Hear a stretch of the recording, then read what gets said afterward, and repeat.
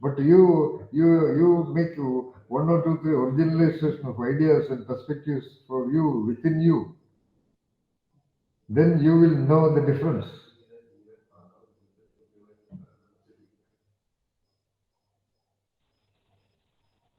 Yes. Then you will become real leaders. Who trained Jesus? Who trained Buddha? Who trained Krishna? Who trained Buddha? Sorry, Vivekananda. Do you think whatever Vivekananda spoke or taught to him by Ramakrishna Paramahamsa, it No. originated in him? When you allow that origination to happen inside you, then only it will start functioning. You have never allowed that. You meaning the people. Allow origination of perceptions and perspectives and ideologies and little theories inside you. Be a researcher. In your existence, you have all the right and you have all the freedom to do research in your existence, not for publication, but to discover the E is equal to MC squared of the U. Heard it, Krishna? Yeah. You have to discover the gravitational principles of the very you.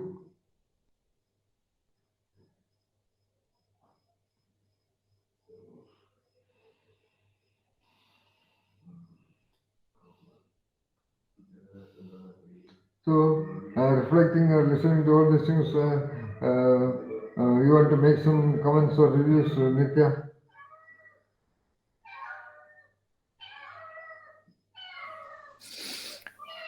Sir,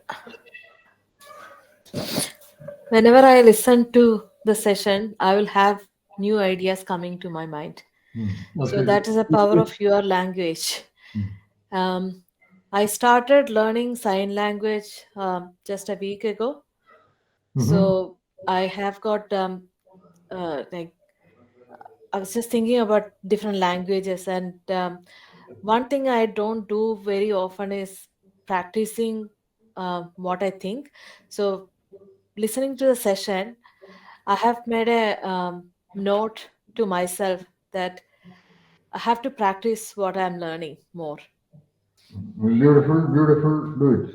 Yeah, that is what the gap of 2 3 months. I know how much I retain and how much I have lost. So I need to reconnect with um, the genius In you. sessions, and then yeah, and then I have to imbibe and practice more. Like I have to actually don't hold back and express myself more. That's what I. That's my takeaway. Okay, all right. Yeah. There are two we here. Who are the, oh, Veena Ganesh. Why don't you say something, Veena? And it's nice back to be in the session, sir, after a long time. It's wonderful. I was listening to a question how language and the connection between language, knowing, doing, and being. So, as I was reflecting on how it is connected, how it is interrelated, and how to communicate my thoughts to you, to the group, a recent uh, episode of what I read, Osho's small narration, came to my mind.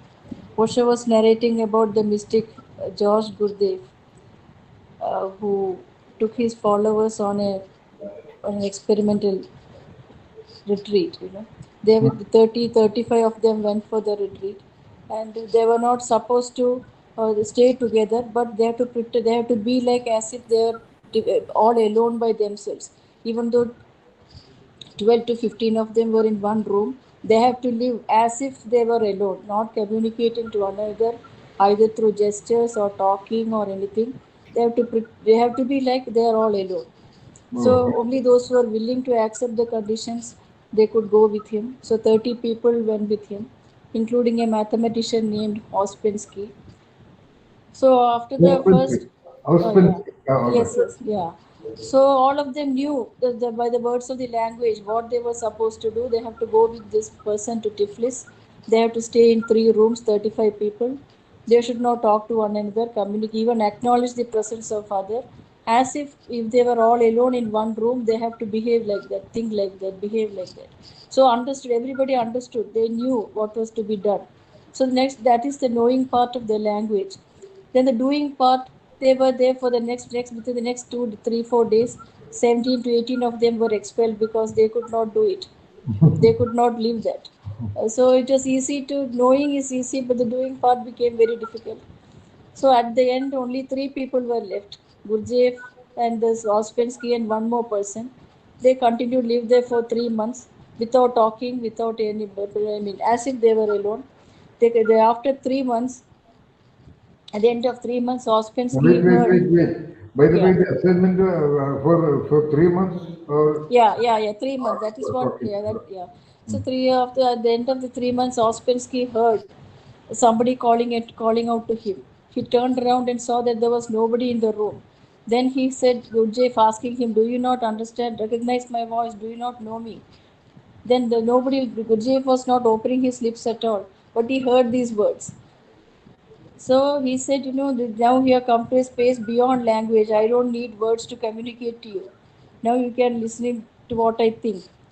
So that is the being part. I thought, he's talking about telepathy. So telepathy is a word which we all know, but where the being, it is not there. I mean, I am not able to do telepathic conversation with anybody. So that language, the word telepathy, we just we think what it means, or try to believe or understand what it could be, without really experiencing what it is. So that is the being part. So I was reminded of this narration by Osho when I heard your question. So I thought I'd share it with all of you. Oh, very brilliant. Yeah, good. Brilliant. Right. Okay. So, That's so a Thanks for real sharing being. that, Veenaji. I haven't heard this before. It's a yeah, unique experience. only yesterday I read that. So I was thinking how to communicate to all of you with an example will be more easier than talking about the dictionary meaning and all those reference. I thought this Hmm. this would be more suitable. That is Right. what came to my mind. So same word, same question, sir, asked to the group. Different perceptions and different linkages are aroused in us. Different how to communicate to the group. We all did it in a different way. Each one of us. I couldn't complete uh, my analysis within 3 minutes. And after hearing to each one of you is when I got more ideas. I Now, just just want to to give ask thanks to you, everybody. by the way, that is one purpose of this kind of meeting. So that's what I asked you right now also. You have any more ideas after listening to everyone else? Okay. Uh, Sir, look, I have mm, an observation to make. Um, um, so this, like Amma just gave an example.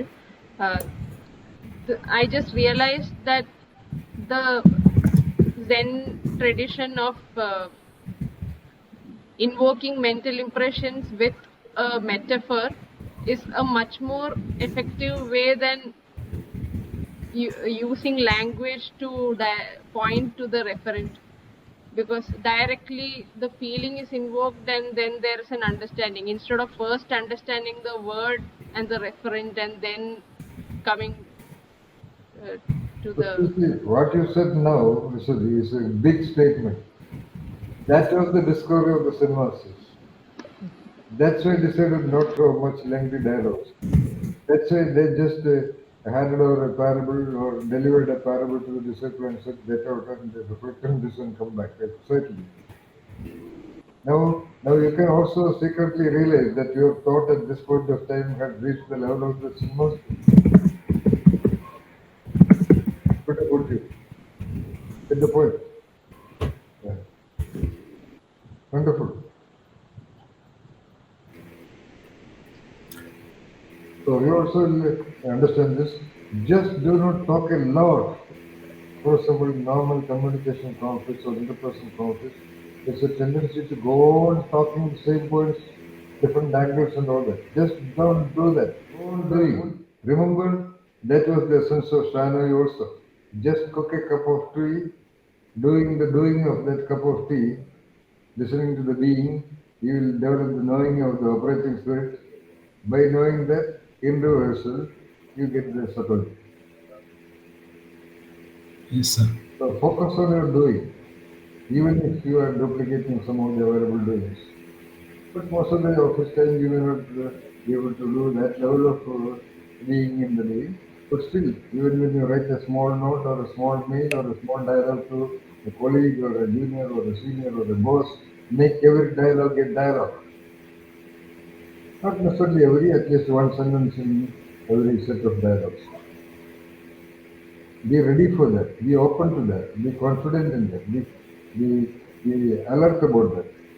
Practice it and definitely it will come to you. I have been like that from the very beginning.